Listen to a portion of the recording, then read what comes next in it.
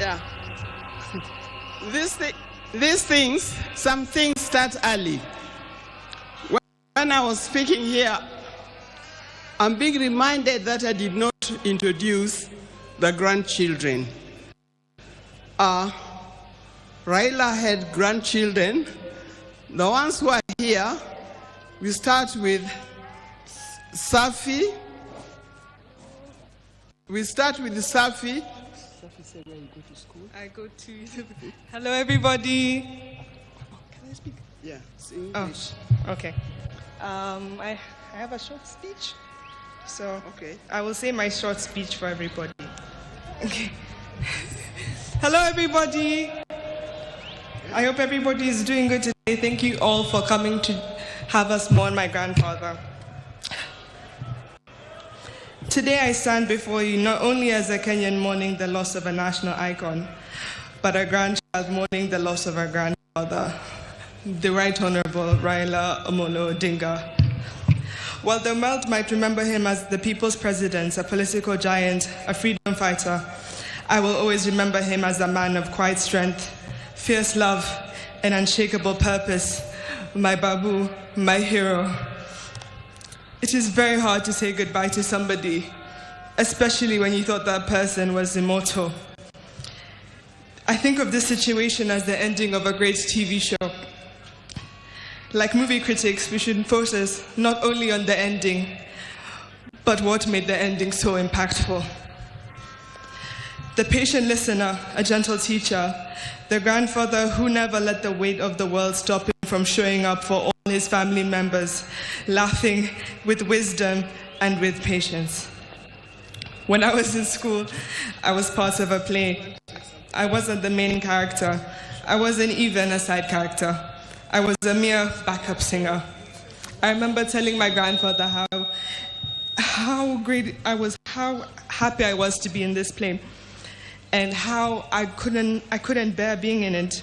And I remember telling him, and I remember the morning of they were getting ready, they marked it for a chopper.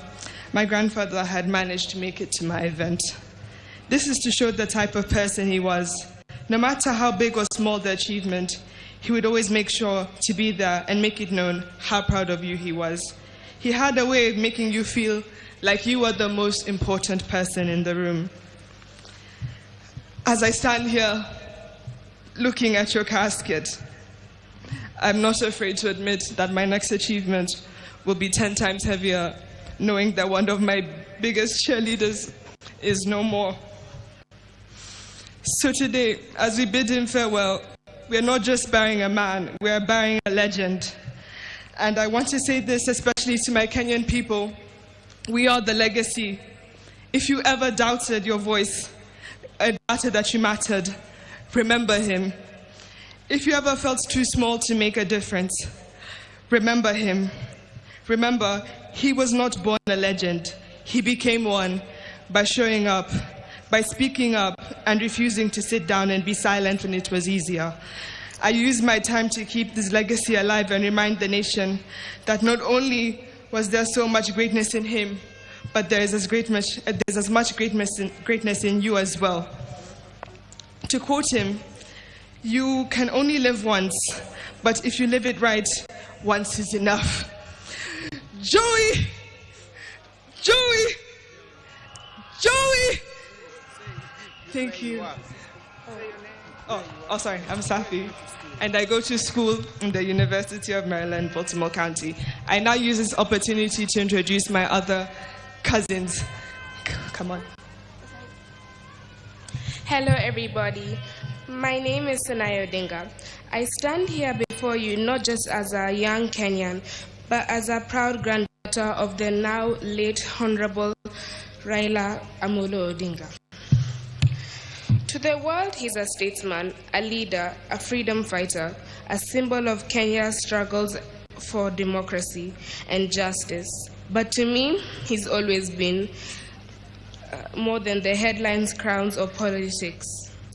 To me, he's my grandfather, a warm, wise. He was always warm, wise, and always full of stories, laughter, and love. Some of my earliest memories of my grandpa are sitting beside his side, listening to all the stories he told me about our country, about where we've come from, and about why he chose to fight, and about Kenya. And I really miss him, and I still can't believe this is happening. Rest in peace, Baba.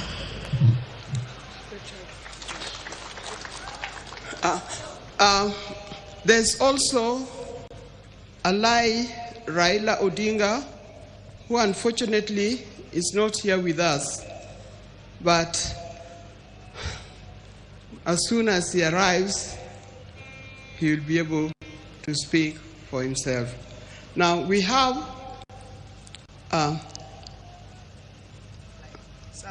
Safi and Senai. These are children of Rosemary. Alai is a son of my late son, Fidel Castro Odinga. He's the one who is not here with us today. But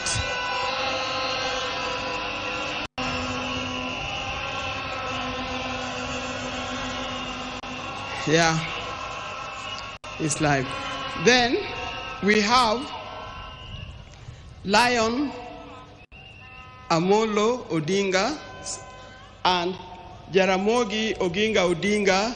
The two boys are the sons of Junior. Thank you very much. May God bless you. Now you know who the Odingas are. Thank you for reminding me. Thank you. Okay. Sorry, good girls.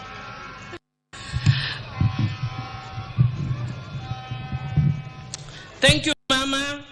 Now we can see that even though Baba has gone, there are many people who have taken after Baba in that family. Because Baba held our hands, Mama, we will also hold your hand. And we will hold the hands of Winnie, we will hold the hands of Rosemary, and we will hold the hands of Junior. I would like to request the members of the National Assembly who are here to be upstanding. Rene Mayaka, you will help me from where you are. If I forget anybody, I've declared you my assistant. And if I call you, you sit down so that if I don't call you, I will know who I've not called. And if I don't call you, please, I don't have anything against you. Even though at heart I'm Gen Z,